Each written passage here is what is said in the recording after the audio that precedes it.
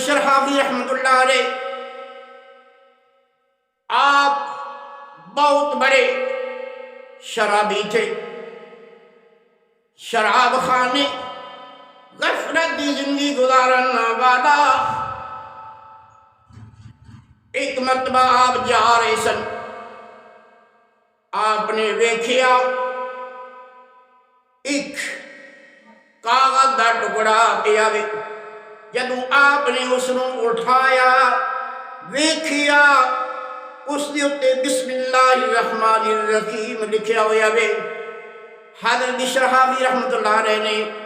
اس کاغذ نوں اٹھا لیا، صاف کیتا، ادب کیتا، احترام کیتا، چومیا، عطر لگایا، خوشبواں نال معطر کر کے بڑی عرفات اعلیٰ جگہ تے جا کے رکھ دیتا۔ آخرکار قرآن پاک دے اس حصے دا احترام کیتا، اللہ پاک دے نام دا احترام کیتا، کیونکہ اے قرآن نورانی شیشہ تی رب دا سدھا راہ وکھاوے، جو کوئی پڑھ سنے تے عمل کماوے تے سدھا جنت وچ جاوے۔ جیڑا کوئی اس پاک کلام نو پڑھے تے ادب کرے تے احترام کرے تے عمل کرے او جنت وچ جاوے۔ تے جیڑا خوش نصیب اس قرآن پاک دا ادب بھی کر لوے، اللہ تبارک تعالیٰ ادب دی برکت دے نال اس نوں بھی جنت عطا فرما دے۔ آخرکار حضرت بشر حافظ رحمت اللہ علیہ نے جدوں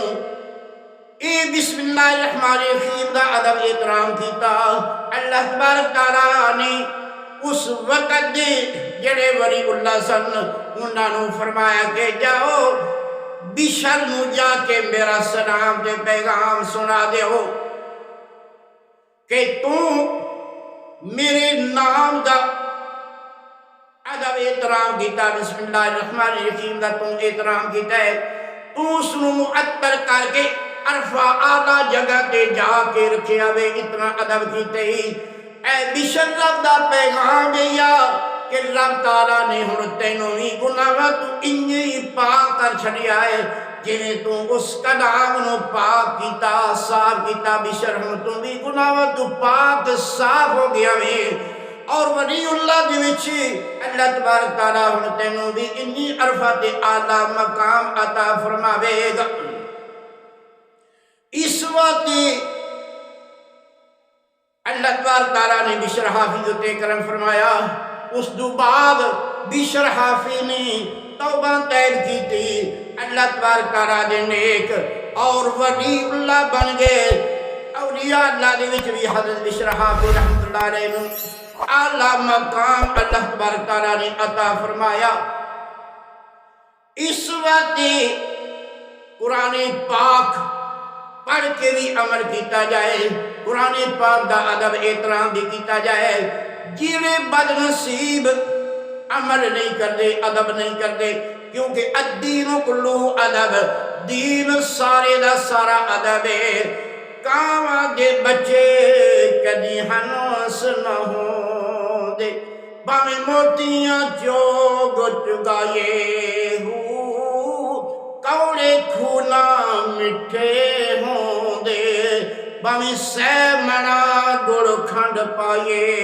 ہو، تم بے تربوز نہ ہوں دے، باویں توڑ مدینے لے جائے